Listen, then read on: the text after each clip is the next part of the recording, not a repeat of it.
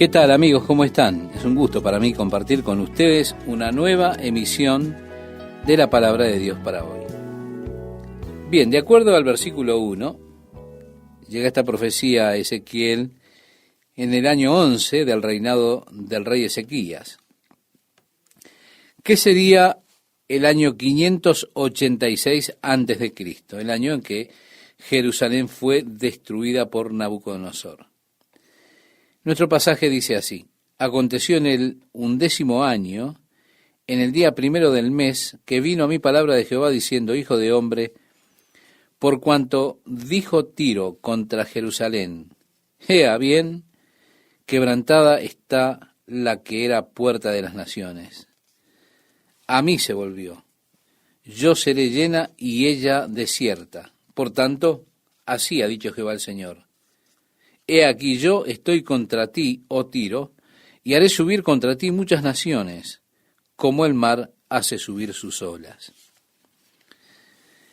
Lo que resulta interesante para mí es que a Dios no le agrada que el impío se alegre cuando Dios hace juicio de su pueblo, o cuando juzga a su pueblo.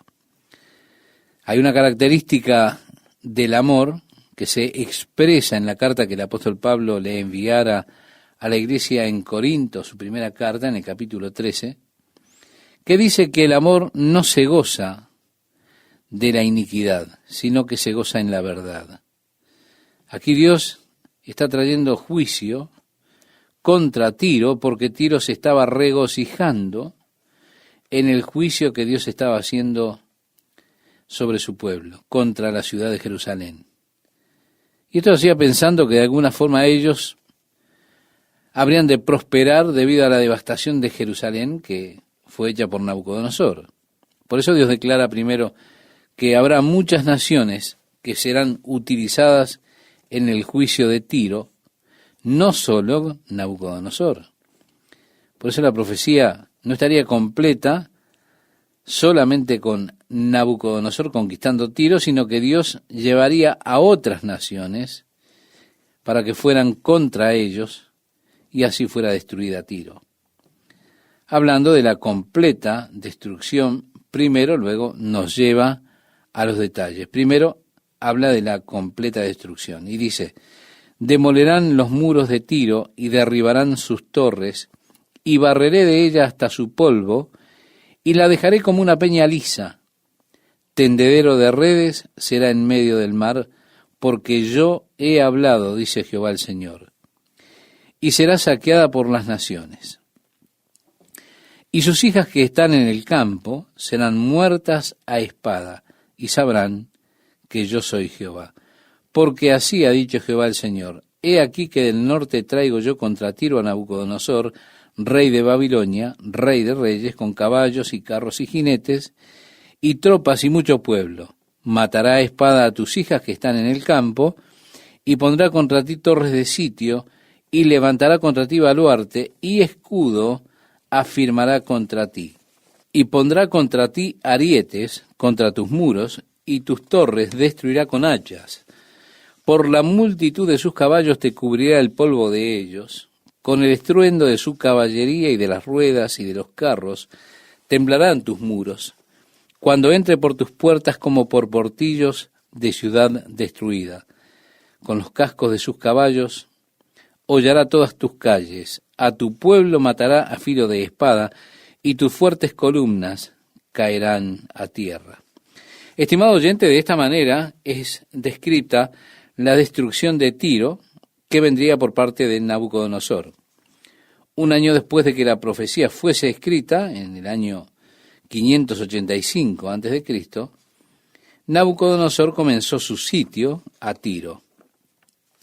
La práctica común para el ejército de Babilonia era, por supuesto, entraban en guerra en esos días, sitiando la ciudad, rodeándola, cortándole los suministros que tenían desde el exterior, desde afuera de la ciudad, y cortando así todos los suministros externos. Ellos podían agotar rápidamente los recursos que tenían de alimentos allí en la ciudad.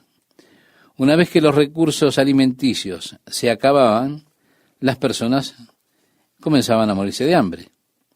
Con la escasez de agua, escasez de comida, la hambruna traía pestilencias, enfermedades. Después las personas quedaban débiles por la peste y el hambre, y entonces ellos entraban y era mucho más fácil tomar la ciudad porque el pueblo estaba tan débil que no podía combatir, como resultado, por supuesto, del sitio al que habían sido sometidos. Ahora, como la ciudad de Tiro estaba sobre la costa, era una hermosa ciudad portuaria y era uno de los mayores puertos del mundo antiguo, una ciudad muy rica para el comercio. Desde Tiro, por supuesto, eran los fenicios y la armada fenicia, que surgía de esa enseñanza histórica. Ellos no eran capaces, los babilonios, de cortar completamente los recursos de esa ciudad, porque esta ciudad de Tiro estaba continuamente abastecida por sus barcos que tenían en el mar, así que el pueblo fue capaz de sobrevivir bajo el sitio de Nabucodonosor. Tanto que el sitio duró 13 años. Durante ese tiempo la mayoría del pueblo se mudó desde el continente hacia una isla que estaba a unos 800 metros adentro del mar, y esto se convirtió entonces en la ciudad principal de Tiro, esa isla de ultramar. Así que para el momento en que Nabucodonosor arremetió atacando la ciudad, lo que había era solo una pequeña guarnición, una parte pequeña de población que había quedado allí en la ciudad. No había botín como para que Nabucodonosor tomara en esa conquista de la ciudad de Tiro. Por eso fue una victoria un tanto vacía para Nabucodonosor, en vista de que allí no había ningún botín. Pero como se describe aquí, la destrucción de Nabucodonosor sucedió, comenzando un año después de la profecía y continuó por los siguientes 13 años que duró el sitio a la ciudad de Tiro. Ahora, al llegar al versículo 12 hay un cambio de pronombre significativo, porque la profecía era que muchas naciones irían contra Tiro. Su destrucción no fue completada totalmente por Nabucodonosor. Así que la ciudad de Tiro continuó prosperando por 240 años. Era ahora ya una ciudad en una isla. Se volvió extremadamente fuerte y poderosa, especialmente allí en la isla que estaba a 800 metros del continente. Esta ciudad se volvió casi impenetrable en lo que se refiere a cualquier enemigo, a menos que intentaran atacar por el mar. Pero la armada fenicia gobernaba en ese tiempo los mares. Por eso es que Tiro se volvió una ciudad muy poderosa, muy bien defendida, por el hecho de que estaban precisamente en una isla. En el versículo 12, el profeta Ezequiel dice, y robarán. Ya no se trata aquí de la persona de Nabucodonosor, no. Habla en plural, robarán tus riquezas y saquearán tus mercaderías, arruinarán tus muros y tus casas preciosas destruirán, y pondrán tus piedras y tu madera y tu polvo en medio de las aguas. Es una profecía interesante. Aún así parece estrafalaria, porque no tiene comparación en la historia, según mi conocimiento. No hay comparación que una ciudad, cuando es destruida, sus piedras, madera y el polvo sean puestos en medio del mar, en medio de las aguas. Y agrega, y haré cesar el estrépito de tus canciones, y no se oirá más el son de tus cítaras, y te pondré como una peña lisa, tendedero de redes serás, y nunca más serás edificada, porque yo Jehová he hablado, dice Jehová el Señor. Esta declaración poderosa la encontramos, ¿verdad? ¿Cuántas veces en este libro? Yo Jehová he hablado, dice Jehová el Señor. Ahora, ¿realmente Dios dijo esto? ¿Esta es realmente la palabra de Dios al profeta Ezequiel o es Ezequiel que está haciendo cálculos? Bien, ¿realmente sucedió? En el año 322 a.C., cuando Alejandro el Grande comenzó a moverse hacia Persia, él temía que si movía todas sus tropas en guerra contra Persia, temía que los fenicios sacaran ventaja de eso y que los fenicios atacaran Grecia. Así que él entendió que era esencial para su movimiento más allá de Persia, la conquista de Tiro. Por eso se movió por la costa hacia Tiro y entregó un ultimátum a la ciudad de Tiro para que se rendieran a él o él habría de destruirlos. El pueblo de Tiro se burló del ultimátum de Alejandro. ¿Por qué? Porque ellos sabían que era difícil para cualquier ejército asediar la ciudad. Alejandro fue a Sidón y a alguna de las otras ciudades puertos del área allí, confiscó muchos barcos y así intentó un asalto naval contra Tiro que fue un fracaso. Entonces él decidió que habría de tomar los escombros de la antigua ciudad de Tiro, que no había sido reconstruida en el continente, y con esas ruinas de la antigua ciudad, él haría un ancho terraplén que fuera hasta la isla. Y así, lanzando primero las rocas y las maderas al Mediterráneo, comenzó a formar una calzada, luego colocando y raspando el polvo, colocándolo sobre la cima de las rocas, hizo esa calzada para que fuera hasta la isla. Cuando comenzaba a acercarse a la ciudad, las personas de Tiro comenzaron a calentar arena hasta casi derretirla, y entonces luego la lanzaban derretida sobre sus tropas, sobre las tropas de Alejandro. Fue por eso que ellos construyeron defensas contra eso, torres especiales, para que pudieran defender a los trabajadores de esa arena caliente, mezclada con aceite que ellos lanzaban sobre ellos desde la ciudad. Y de esta manera comenzaron a mover esas torres, esas armas de guerra, finalmente con un asalto combinado entre un asalto naval y a través de esta calzada a los muros mismos. Alejandro el Grande fue capaz de conquistar la ciudad de Tiro en el año 322, después de un sitio de unos 8 meses. Debido a que Tiro se le resistió, él buscó ponerlos de ejemplo a esta ciudad de Tiro para poner miedo en los corazones de los vecinos. Por eso fue que él realmente devastó y la destruyó totalmente la ciudad de Tiro. Como resultado, las otras ciudades, los otros reinos alrededor quedaron atemorizados. Y así cuando llegaba Alejandro, ellos les abrían sus puertas a Alejandro el Grande. Comenzaron a capitular una tras otra ciudad, incluyendo Jerusalén. Alejandro el Grande era, por supuesto, una persona muy religiosa, no un religioso piadoso, que hay mucha diferencia con eso.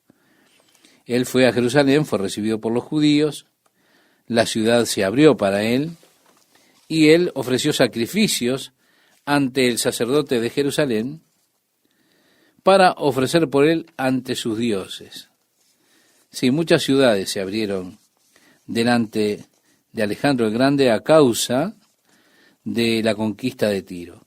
Ahora, al tomar las piedras, las maderas, el polvo y rasgarlas, él hizo que la profecía de Ezequiel se cumpliera literalmente, unos 240 años después de dada la profecía. La profecía de Ezequiel, como ya hemos mencionado, que fue dada en el año 586 a.C. 240 años después fue cumplida literalmente. Es que Dios no tiene apuro. Ezequiel lo profetizó. Él no vivió para ver el cumplimiento de esa profecía, pero la profecía se cumplió. Aún así nosotros ahora, mirando hacia atrás, por supuesto tenemos ventaja. La ventaja de ver cómo finalmente la historia confirmó el hecho de que realmente era Dios que le hablaba a Ezequiel, que hablaba por medio de Ezequiel. Hubiese sido imposible para Ezequiel hacer estas predicciones utilizando su mente, su cabeza, por inteligente que fuera. No. Las cosas que él declaraba eran poco probables en su momento. Ahora, fue Dios que decía a través de Ezequiel, y te pondré como una peña lisa. Ahora es imposible determinar exactamente el sitio actual de la ciudad original de Tiro en el continente porque fue tan devastada, fue tan destruida, incluso el polvo fue lanzado en el mar, que solo podemos llegar a adivinar que esta área que es árida en el día de hoy, podemos decir, fue sin duda en algún lugar ese perímetro de la ciudad. Esta área era la antigua ciudad de Tiro. No, porque no hay ruinas, no hay muros, no hay nada que indique que la ciudad estaba allí. Así que este lugar nunca fue descubierto y no se puede determinar ese lugar con certeza. Lo cual, por supuesto, es otro cumplimiento de la profecía de Ezequiel. Ahora, debido a que el polvo fue raspado, las rocas son un lugar excelente para que los pescadores sequen sus redes. Si usted va por esa zona en el día de hoy, se va a encontrar con pescadores que secan sus redes en las rocas que una vez fueron la gran ciudad de Tiro, una ciudad grande en poder, en gloria, pero Dios pronunció su juicio porque ellos se gozaron por la desgracia de Jerusalén cuando Dios trajo el juicio sobre Jerusalén. A partir del versículo 15 leemos: Así ha dicho Jehová el Señor a Tiro: ¿no se estremecerán las costas al estruendo de tu caída, cuando griten los heridos, cuando se haga la matanza en medio de ti? Entonces todos los príncipes del mar descenderán de sus tronos, y se quitarán sus mantos, y desnudarán sus ropas bordadas, de espanto se vestirán, se sentarán sobre la tierra y temblarán a cada momento, y estarán atónitos sobre ti. Así ocurrió, el miedo vino sobre aquellas ciudades que estaban en las áreas vecinas. Y levantarán sobre ti endechas y te dirán: ¿cómo pereciste tú, poblada por gente de mar, ciudad que era alabada, que era fuerte en el mar, ella y sus habitantes que infundían terror a todos los que la rodeaban? Ahora se estremecerán las islas en el día de tu caída. Sí, las islas que están en el mar se espantarán a causa de tu fin, porque así ha dicho Jehová el Señor.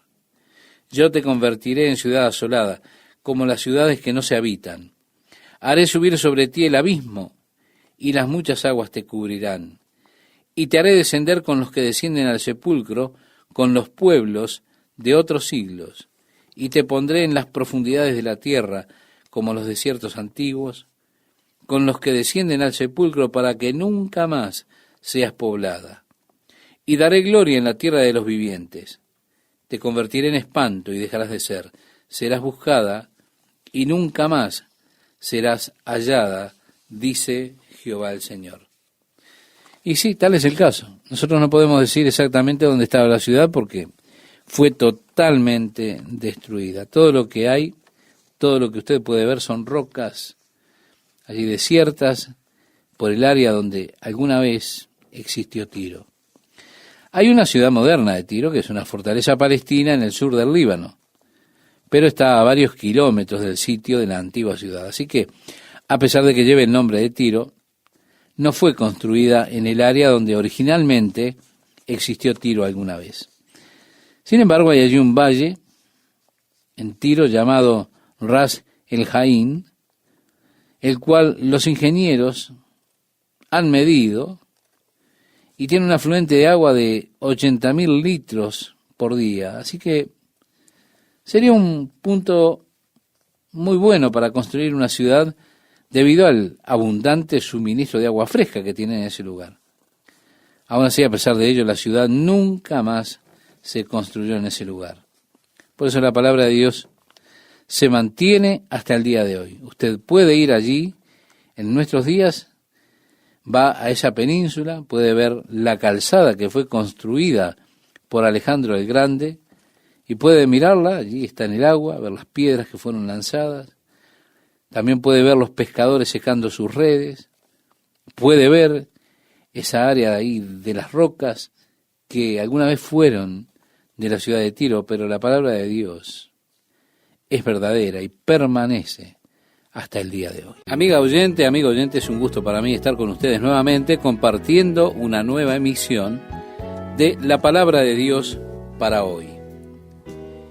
En cuanto a la ciudad de Tiro, por supuesto, era reconocida por su tremenda mercancía. Podríamos decir que era el centro del comercio mundial. porque la armada, la poderosa armada que tenía, llevaba los bienes desde Tiro hacia todo el Mediterráneo, suplían así todas las naciones alrededor del Mediterráneo, como Inglaterra con toda la mercadería, todos los bienes y demás. De esa forma, debido a estos aspectos comerciales, era una ciudad extremadamente rica. Es interesante que Dios tiene desagrado por las cosas comerciales, como se planteaban allí, cómo sacan ventaja las personas muchas veces de los demás a través de estos tratos comerciales. En el libro de Apocalipsis, el último libro de la Biblia, capítulo 18, encontramos el juicio de Dios que vendrá contra el sistema comercial que esclaviza las almas de los hombres. ¿Cuántas personas se han vuelto esclavos de todo el sistema comercial en algún modo? Usted trabaja para pagar las cuentas comerciales y se esfuerza y gasta la vida para eso. Dios habla precisamente contra el comercialismo en el capítulo 18 de Apocalipsis. También en el lamento ahora contra Tiro, que es tratado por el profeta Ezequiel. Dice, vino a mí palabra de Jehová diciendo, tú, hijo de hombre, levanta endechas sobre Tiro. Esto es un lamento por esta ciudad, lamento por la destrucción que viene. Dirás a Tiro, que está sentada a la orilla del mar, la que trafica con los pueblos de muchas costas, así ha dicho Jehová el Señor, Tiro, tú has dicho, yo soy de perfecta hermosura.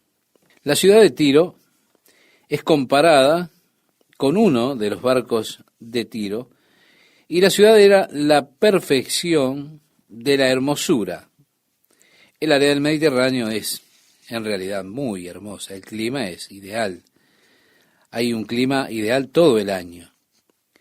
La isla allí sin duda era de extrema belleza y había tanta riqueza que las casas eran todas lujosas. Por eso él la compara con un hermoso barco de Tiro. Dice, en el corazón de los mares están tus confines. Los que te edificaron completarán tu belleza. De hayas del monte Senir te fabricaron todo el maderaje. Tomaron cedros del Líbano para hacerte el mástil. De encinas de Basán hicieron tus remos. ¿Se da cuenta con la comparación? Tus bancos de pino de las costas de Quitín, incrustados de marfil. De lino fino, bordado de Egipto, era tu cortina, para que te sirviese de vela. De azul y púrpura, de las costas de Elisa, era tu pabellón. Los moradores de Sión y de Arbad fueron tus remeros. Tus sabios, oh Tiro, estaban en ti, ellos fueron tus pilotos. Los ancianos de Gebal y sus más hábiles obreros calafateaban tus junturas. Todas las naves del mar y los remeros de ellas fueron a ti para negociar, para participar de tus negocios. Sí, habla aquí de Elisa y habla de esta ciudad hermana que tenía unos 24 kilómetros al norte, que también era un puerto de Sidón.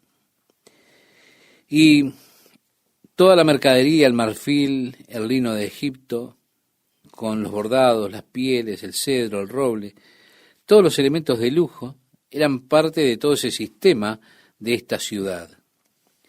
En el verso 10 nos dice, persas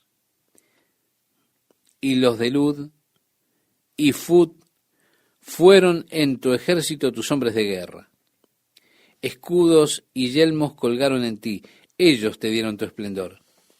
Así que tenían un ejército mercenario o formado por varias naciones o gentes de distintas naciones.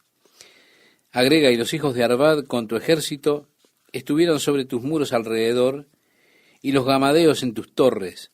Sus escudos colgaron sobre tus muros alrededor. Ellos completaron tu hermosura. Tarsis comerciaba contigo por la abundancia de tus riquezas, con plata, hierro, estaño y plomo, comerciaba en tus ferias. Así era, estimado oyente, el comercio que había en esta ciudad. Javán, Tubal y Mesec comerciaban también contigo con hombres y con utensilios de bronce, comerciaban en tus ferias. Los de la casa de Togarma, con caballos y corceles de guerra y mulos, comerciaban en tu mercado. Los hijos de Dedán traficaban contigo. Muchas costas tomaban mercadería de tu mano, colmillos de marfil y ébano te dieron por sus pagos. Edom traficaba contigo por la multitud de tus productos, con perlas, púrpura, vestidos bordados, linos finos, corales y rubíes venían a tus ferias.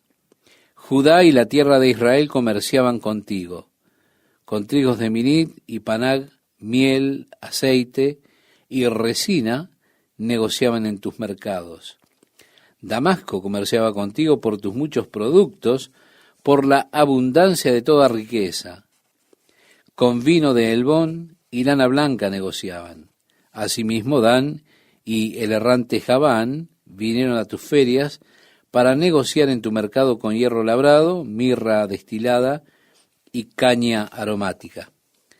Sí, vemos allí las diferentes especias y todo lo demás. Realmente, si usted pasa por la antigua ciudad de Jerusalén, caminando por el Suc, usted obtiene una idea de cómo era la antigua Tiro, más allá de toda clase de mercaderías. Habla de capas de lana blanca y de lino, trabajos bordados que usted podía conseguir, las tiendas de joyas, de especies. Así que en esta ciudad de Tiro había un tremendo centro comercial y estaban todos esos bienes que se traían de todas las áreas del mundo antiguo. Podríamos decir que era una especie de Hong Kong del mundo antiguo, en tanto que usted podía comprar casi cualquier cosa a muy buenos precios. Dice asimismo Dan y el errante Javán vinieron a tus ferias para negociar en tu mercado con hierro labrado, mirra destilada y caña aromática. Después dice, Dedán comerciaba contigo en paños preciosos para carros. Arabia y todos los príncipes de Cedar traficaban contigo en corderos y carneros y machos cabríos. En estas cosas fueron tus mercaderes. Los mercaderes de Sabá y de Rahama fueron también tus mercaderes, con lo principal de toda especiería y toda piedra preciosa. Y bien, y todo lo que dice a continuación, que usted puede leerlo hasta el versículo 26. Después el viento del este, por supuesto, habla de Nabucodonosor, este gran centro comercial que fue quebrado por Nabucodonosor. Y habla tus riquezas, tus mercaderías, a partir del verso 27, tu tráfico, tus remeros, tus pilotos, tus calafateadores y los agentes de tus negocios, y todos tus hombres de guerras que hay en ti con toda tu compañía que en medio de ti se halla, caerán en medio de los mares el día de tu caída. Sí, anticipa lo que será la caída de esta gran ciudad que se burló de la caída de Jerusalén.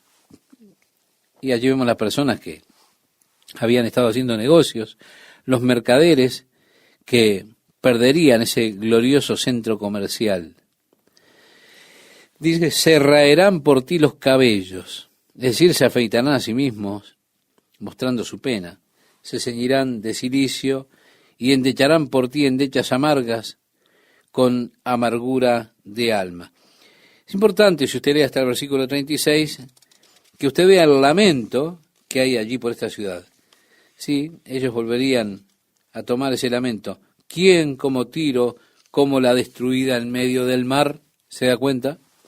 En el libro de Apocalipsis, cuando sucede la destrucción del sistema comercial de Babilonia, se declara nuevamente cómo es que los reyes de la tierra, que han fornicado con ella, y con ella han vivido en deleite, llorarán y harán lamentación sobre ella, cuando vean el humo de su incendio parándose lejos por el temor de su tormento, diciendo, ay, ay de la gran ciudad de Babilonia, la ciudad fuerte, porque en una hora vino tu juicio.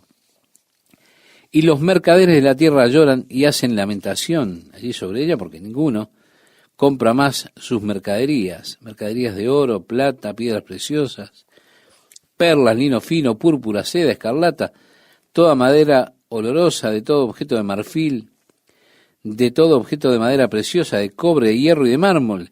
Hace todo un detalle en Apocalipsis capítulo 18, desde el versículo 9 al 14, y ellos lloran cuando ven el humo por el fuego que consume esa ciudad y dicen, ¿qué ciudad es como esta? Es interesante el paralelo que tenemos entre la destrucción de Tiro, que se vuelve un tipo, un símbolo, una figura del sistema comercial de Babilonia de los últimos días. El lamento es más del mismo cuando las personas se lamentan por la pérdida de todas las cosas lujosas que alguna vez se ofrecieron en la feria, en ese gran centro comercial de Tiro. Por eso digo, es un paralelo interesantísimo. Ahora llegamos al capítulo 28. Y la atención allí se dirige contra el rey de Tiro. El capítulo 26 tenía que ver contra la ciudad de Tiro. El 27 contra la comercialización de Tiro. Pero el capítulo 28 se dirige contra el rey o el príncipe de Tiro. Y cuando llegamos aquí, de repente hay una transición, porque él comienza a dirigirse a la persona de Satanás, que es el poder que hay detrás del reino terrenal. Y es importante que lo note. La Biblia dice que Satanás es el príncipe de este mundo. Y a menos que una nación esté realmente dedicada a Dios y sus líderes dedicados a Dios, entonces veremos a Satanás controlando y buscando controlar el liderazgo del mundo. Hubieron hombres que realmente, como Hitler, hombres controlados por Satanás y también controlados por otros señores, ¿no? Estos hombres que luego de la caída del Tercer Reich se fueron a alguna parte de Latinoamérica. Muchos de ellos viven aún, están allí hoy día, hombres que están metidos en toda clase de espiritismos.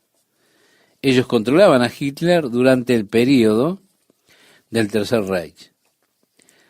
Aquí tenemos la reprensión del rey de Tiro en el capítulo 28. Dice, vino a mí palabra de Jehová diciendo, hijo de hombre, di al príncipe de Tiro, así ha dicho Jehová el Señor, por cuanto se enalteció tu corazón, y dijiste, yo soy un Dios, en el trono de Dios estoy sentado en medio de los mares, siendo tu hombre y no Dios, y has puesto tu corazón como corazón de Dios.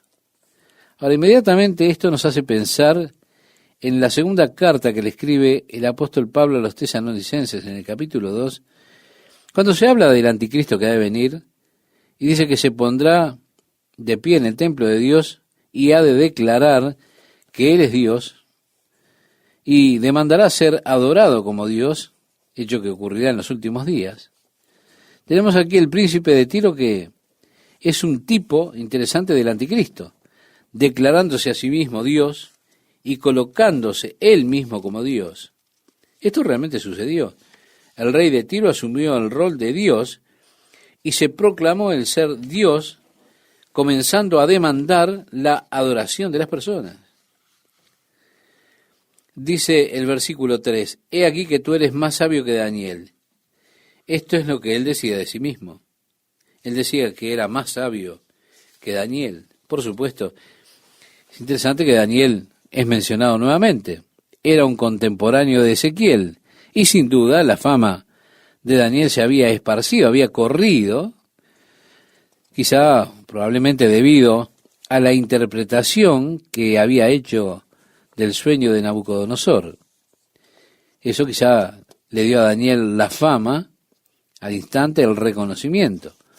Porque luego de haber interpretado el sueño de Nabucodonosor, Nabucodonosor lo hizo uno de sus principales consejeros en el reino de Babilonia. Por eso decimos la fama de Daniel, especialmente por supuesto entre los hijos de Israel, había corrido. Así que Ezequiel era contemporáneo del profeta Daniel. Vivió en el mismo tiempo en el cautiverio babilónico. Hace mención de Daniel, no solo aquí, sino también en otros pasajes. Aquí hace referencia a Daniel en cuanto a su sabiduría, la sabiduría de Daniel. Ya en el versículo 4 dice, con tu sabiduría y con tu prudencia has acumulado riquezas y has adquirido oro y plata en tus tesoros, con la grandeza de tu sabiduría en tus contrataciones has multiplicado tus riquezas. Estimado oyente, la Biblia nos dice que es difícil para un hombre rico entrar en el reino de los cielos. Después aquí lo clasifica y dice, cuán difícil es para aquellos que confían en las riquezas entrar en el reino de los cielos. Jesús dijo que es más fácil pasar un camello por el ojo de una aguja que entrar un rico en el reino de Dios, en el Evangelio de Mateo, capítulo 19, verso 24. La Biblia dice que aquel que sea rico caerá en diversas tentaciones, lujurias que llevan el alma del hombre a la perdición. Nuevamente la Biblia dice, si las riquezas aumentan, no pongas tu corazón sobre ellas. Este precisamente era el problema con el rey de Tiro. Su corazón estaba puesto en sus riquezas. Él había aumentado sus riquezas y su corazón se había levantado debido a las riquezas. El verso 6 nos dice, por tanto, así ha dicho Jehová el Señor, por cuanto pusiste tu corazón como corazón de Dios, por tanto, he aquí yo traigo sobre ti extranjeros, los fuertes de las naciones, que desenvainarán sus espadas contra la hermosura de tu sabiduría y mancharán tu esplendor. Al sepulcro te harán descender y morirás con la muerte de los que mueren en medio de los mares. ¿Hablarás delante del que te mate diciendo, yo soy Dios? Tú, hombre eres y no Dios, en la mano de tu matador. De muerte de incircuncisos morirás por mano de extranjeros, porque yo he hablado, dice Jehová el Señor. Vemos, fue predicha la destrucción del rey de Tiro. Y a pesar de que él se declara a sí mismo como Dios, cuando ve venir al enemigo sobre el muro, uno piensa, bueno, no me va a mover porque está pensando que es Dios, pero como hombre, y como es un hombre, ha de morir. Dice, vino a mí palabra de Jehová diciendo, hijo de hombre, levanta endechas sobre el rey de Tiro y dile, así ha dicho Jehová el Señor. A estas alturas encontramos un cambio y ya vamos por detrás de la escena y Dios ahora dirige su palabra al mismo Satanás. Y esta tampoco es una de las mejores descripciones de Satanás que hay en la Biblia. Por supuesto, esto contrario a la noción popular, porque Satanás no se viste con un traje rojo, no anda por allí sosteniendo un tridente con una cola larga en punta de flecha y una explosión de azufre. No, claro que no. No es eso. Esa es una imagen errónea, distorsionada, totalmente irreal de lo que Dios dice en cuanto a Satanás. Dios dice, tú eras el sello de la perfección, lleno de sabiduría y acabado de hermosura.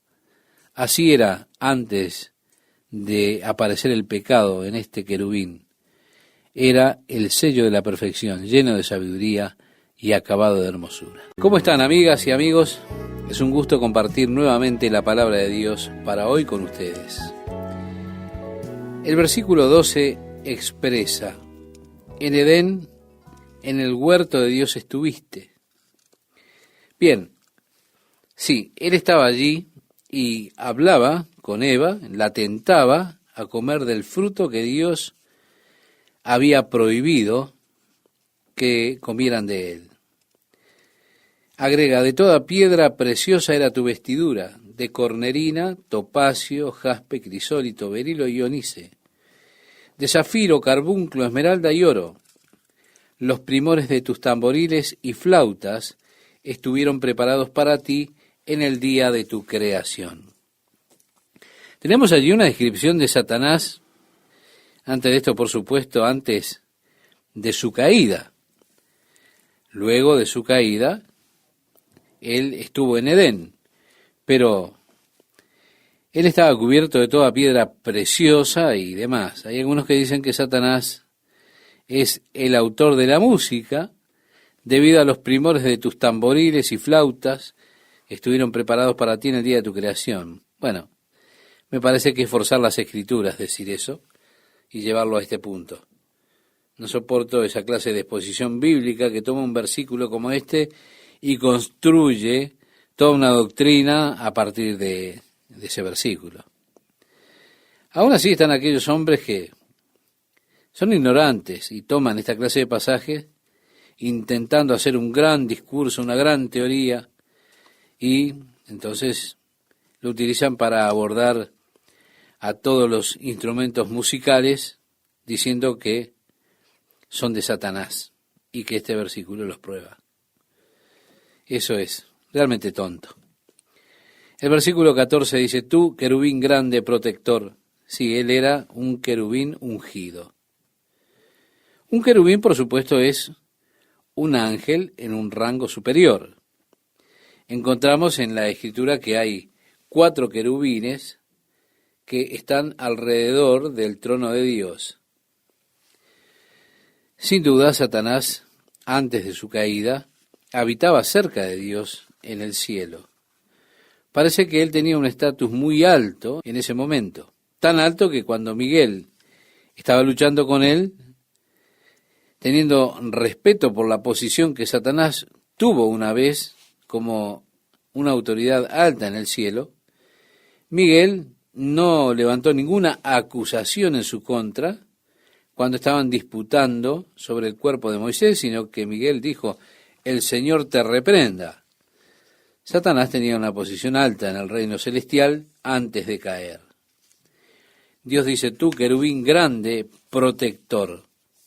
Yo te puse en el santo monte de Dios, allí estuviste. En medio de las piedras de fuego te paseabas.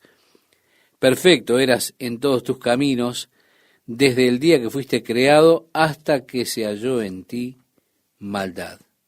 Aquí está lo que hace que Satanás no sea lo contrario de Dios, en un sentido. Dice, perfecto eras en todos tus caminos, desde el día que fuiste creado. Satanás era un ser creado, claro, Dios es autoexistente, siempre ha sido. Satanás fue creado. Pero está mal que nosotros en nuestras mentes pensemos en Satanás como lo opuesto a Dios. Él se opone a Dios, pero él de ninguna manera es el opuesto de Dios. Nosotros le atribuimos a Satanás mucho más poder y mucho más de lo que él realmente es, sin pensamos en él como el opuesto de Dios. De esa manera nosotros nunca debemos considerar o pensar de Satanás en los términos de opuesto a Dios. No, porque Dios es único en el universo. Satanás es un ser creado, un querubín ungido. Si él es el opuesto, o se piensa en él como el opuesto, debería ser el opuesto de Miguel o de Gabriel, estos 2 ángeles que parecen tener mucho más autoridad y poder en el cielo. Ellos permanecieron fieles a Dios, pero no debemos pensar en Satanás como el opuesto a Dios, atribuyéndole mucho más a Satanás de lo que él realmente es. Cuidado, eso es peligroso. Él era perfecto hasta el día en que fue hallada en él iniquidad. Ahora, ¿cuál fue la iniquidad que se halló en él? Si usted vuelve a lo que ya estudiamos en el capítulo 14 del libro del profeta Isaías, verá que allí se nos da un pequeño panorama de esta iniquidad que fue hallada en Satanás. En el capítulo 14 de Isaías, versículo 12, dice, ¿cómo caíste del cielo, oh lucero, hijo de la mañana? Cortado fuiste por tierra tú que debilitabas las naciones, que decías en tu corazón, aquí está la iniquidad. Preste atención. Lo que él decía en su corazón es esto, subiré al cielo, en lo alto, junto a las estrellas de Dios, levantaré mi trono, y en el monte del testimonio me sentaré a los lados del norte. Sobre las alturas de las nubes subiré, y seré semejante al Altísimo. Sí, las 5 cosas que él dijo que haría.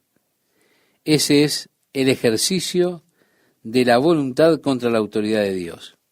Primero, subiré al cielo. Después me sentaré en el monte del testimonio a los lados del norte. Luego sobre las alturas de las nubes subiré.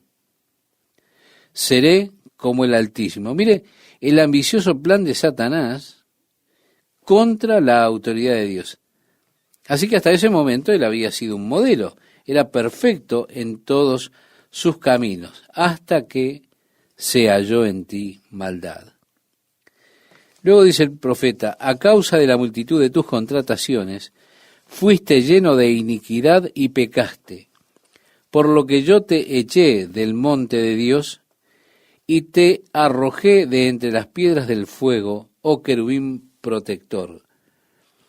Se enalteció tu corazón a causa de tu hermosura, corrompiste tu sabiduría a causa de tu esplendor. Yo te arrojaré por tierra, delante de los reyes te pondré para que miren en ti. Está regresando nuevamente a ese pasaje de Isaías capítulo 14. Es algo interesante que cuando miramos en cuanto a Satanás, un día usted tendrá la oportunidad de verlo, cuando lo haga se asombrará realmente. El versículo 15 del capítulo 14 dice, mas tú dices que serás como el Altísimo. Mas tú, derribado, eres hasta el Seol, a los lados del abismo. Se inclinarán hacia ti los que te vean, te contemplarán diciendo, ¿es este aquel varón que hacía temblar la tierra, que trastornaba los reinos? ¡Wow! Mira, ¿es aquel que me hizo pasar tantos momentos malos? Delante de los reyes te pondré para que miren en ti. Será una experiencia grandiosa. Una grandiosa vista cuando llegue ese día. Ahora, hay una pregunta que permanece. ¿Cuándo creó Dios a Satanás? ¿Y cuándo cayó Satanás? Bueno, su caída sin duda fue antes de su llegada al huerto de Edén para tentar a Eva. Por consiguiente, debo concluir que su caída fue antes de el capítulo 1 de Génesis, versículo 3. Donde Dios allí habla acerca de ese comienzo del proceso creativo, cuando Él dice, sea la luz. El hecho de que las tinieblas cubrían la faz de la tierra, dice algo, Dios es luz, en Él no hay tinieblas, decía Juan en su primera carta, capítulo 1, verso 5. Ahora esas tinieblas que rodeaban la tierra tendrían que ver con Satanás, porque Él es el príncipe de las tinieblas. Existe lo que se llama la teoría de la brecha, y últimamente ha habido un intento por más o menos desacreditar esa teoría de la brecha. Yo aún me mantengo abierto en mi propia mente como que es una opción posible. Uno de los versículos principales que utilizan para destruir esta teoría de la brecha es cuando Dios entrega la ley, Él dice, 6 días trabajarás y el 7º día reposarás, porque en 6 días hizo Jehová los cielos y la tierra, el mar y todas las cosas que en ellos hay, y reposó el 7º día. Tomando esto de forma muy literal, significaría que los días de la creación tuvieron lugar alrededor de unos 6.000 años atrás, o de 6.000 a 10.000 años atrás. De esa manera todo el universo tendría solamente entre 6.000 y pico de años, digámoslo así. Y no podemos probar realmente que esta posición esté mal. Puede ser posible. Ahora, también usted puede decir, ¿cómo explica el tema de los fósiles? ¿Y los procesos de tiempo que muestran que la Tierra tiene millones de años? Por supuesto, número 1 está el desafío de los métodos para establecer las fechas, que es un desafío legítimo, porque una parte, por ejemplo, de esta lava que fluyó en Kilauea, en Hawái precisamente, ese gran flujo que apareció en 1973, fue tomado por 3 laboratorios distintos. Los 3 laboratorios, tomando esas muestras, o muestras de esto, sugirieron que la edad, de alguna manera, podría establecerse en 180 millones de años, y variaron los cálculos de unos a otros hasta 250 millones de años. Así que hay alguna razón para cuestionar y desafiar la certeza de los métodos de tiempo que se utilizan, porque en las fechas usted tiene que asumir que había mucho argón en el comienzo y se hace esta suposición que nosotros realmente no entendemos. El segundo argumento es, ¿cuántos años tenía Adán el día que Dios lo creó? Usted dirá, él tenía un día de viejo.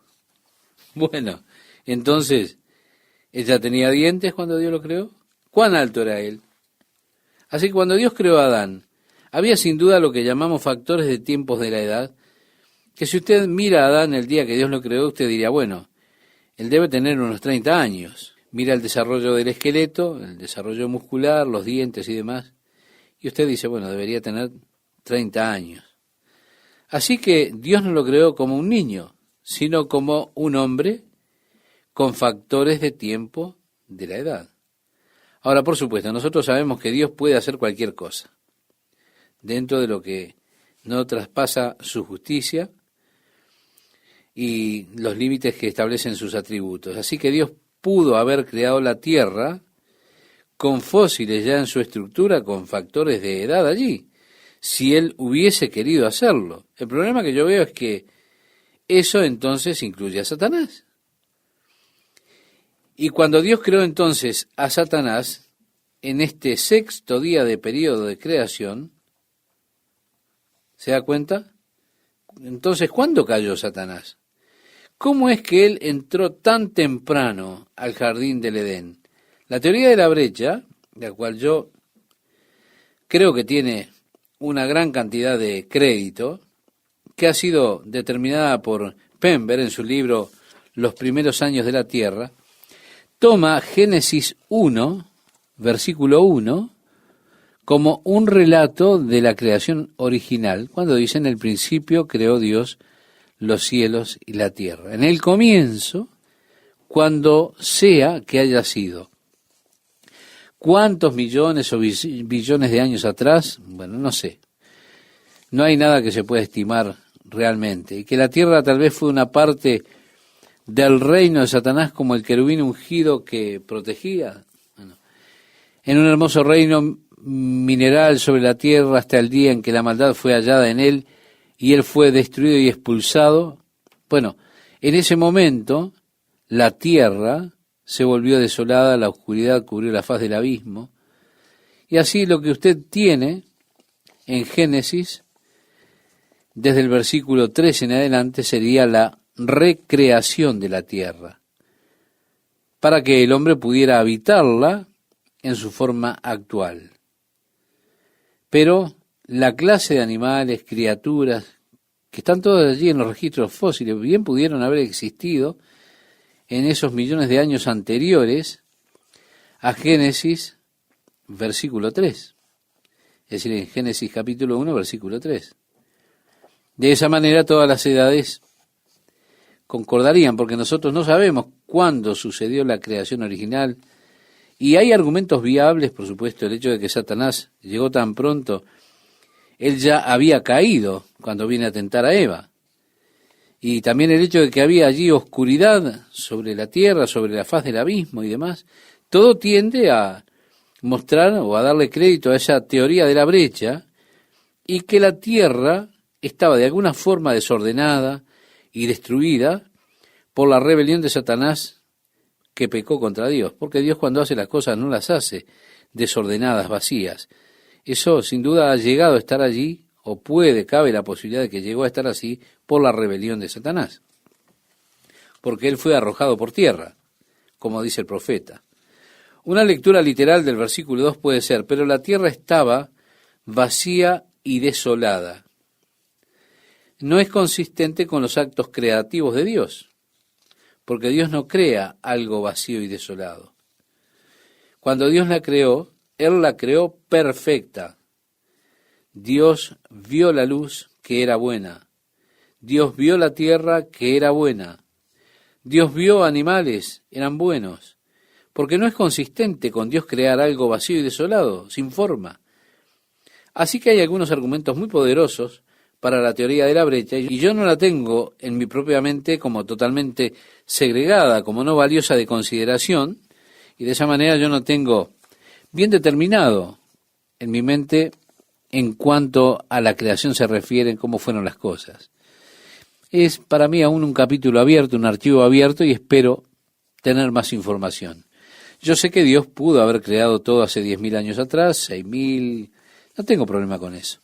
Pero también me doy cuenta de que pudieron ser billones de años atrás y que entre Génesis 1 1, capítulo 1, versículo 1, y Génesis capítulo 1, versículo 2, usted tiene allí una gran brecha y puede que en ese momento, en algún lugar, allí Satanás fue creado y Satanás se rebeló contra Dios, cayó, y todo este sistema se volvió un estado caótico. La tierra se volvió vacía y desolada. Eso también puede ser.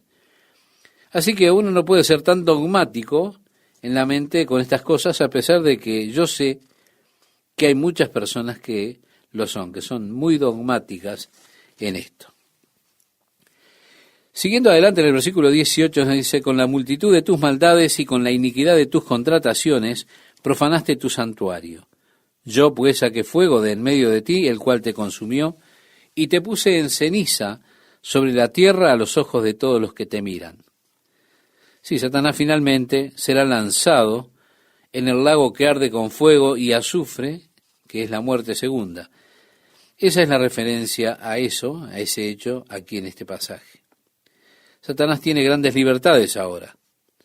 Dios le ha permitido estas libertades. Son libertades limitadas. En cuanto a mí concierne, él aún tiene mucha libertad. Ahora, cuando Jesús regrese y establezca el reino de Dios sobre la tierra, en ese momento Satanás será atado y será puesto en el abismo, o como se dice en el original, en el abuso, en lo más profundo, donde él permanecerá atado por 1000 años. Al final de este periodo de 1000 años, él será desatado, será liberado por un corto periodo de tiempo y saldrá para engañar a las naciones, para formar así o crear nuevamente una rebelión contra el Señor. Y el Señor será justo cuando Él haga su juicio final, porque allí habrá gente que nacerá durante la era del reino, aquellos que han vivido en la era del reino que nunca han hecho un compromiso real con sus vidas con Jesucristo, tendrán que vivir justamente por fuerza durante la era del reino, pero hacia el final tendrán la oportunidad de expresar lo que hay en sus corazones. La rebelión contra Dios estará allí. Y luego en esa culminación, la culminación de esa rebelión final, ocurrirá que Satanás será lanzado definitiva y eternamente a la Gehenna, que es el lago que arde con fuego y azufre. Allí el juicio final de Dios sobre él se expresará como se expresa en este pasaje.